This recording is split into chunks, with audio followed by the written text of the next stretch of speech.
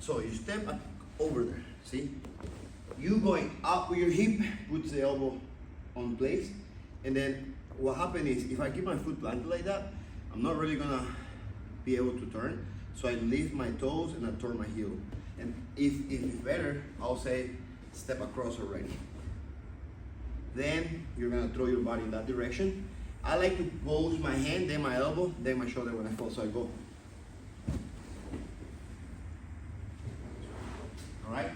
So that will be the baby step for a flying armbar on top.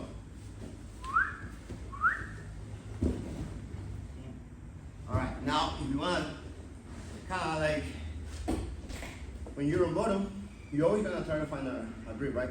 So this is his leading hand for that. All right. What I like to do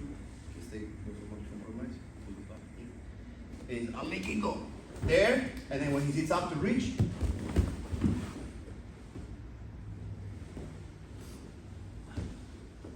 and I don't in tournaments. So I've done this. So it works.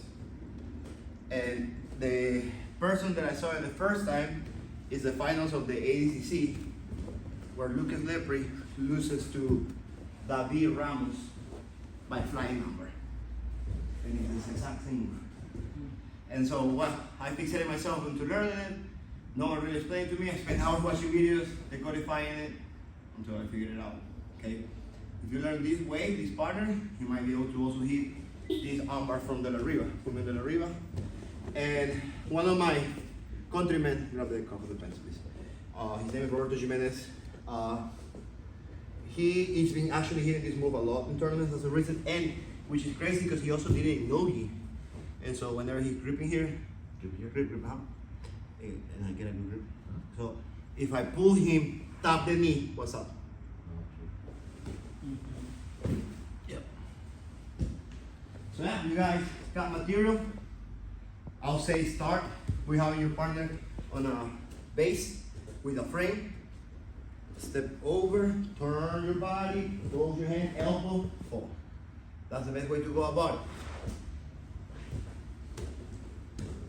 See, put your arms, keep your arms here. Reach, reach, reach, reach.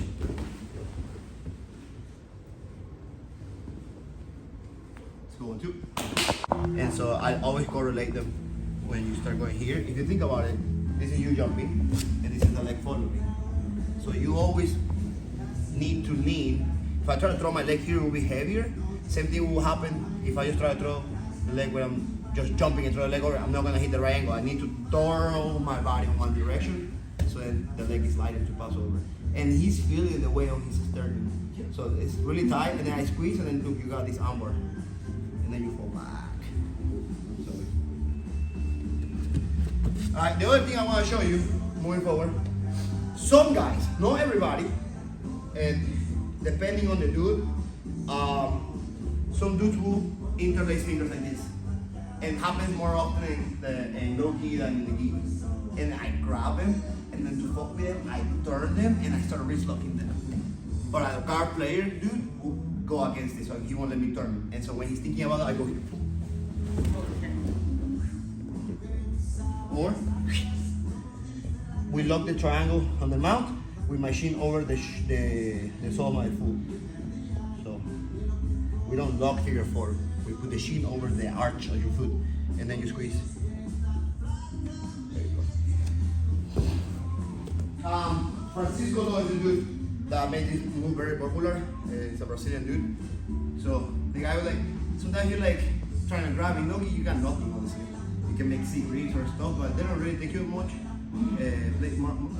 Many places, so you start grabbing the hand. Then you go, look.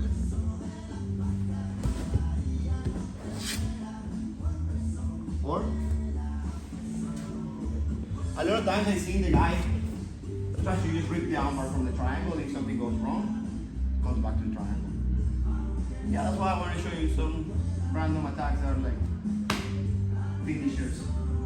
Sometimes, and the reason why I'm doing this, my mindset coach asked me, what would you do in the first minute of the match? And so I gave him a map, and then he said, I want you to write that down, hold it for me next week. And I've been thinking, because I'm in Tuesday, right? And I'm like, I forgot that I I used to press the gas so hard the first minute that sometimes I'll get submissions in 12 seconds. And so that's why I'm like, okay, I need to start teaching my students these moves so they know, they try on me, and I also drill them on them. And guys, drilling takes you far.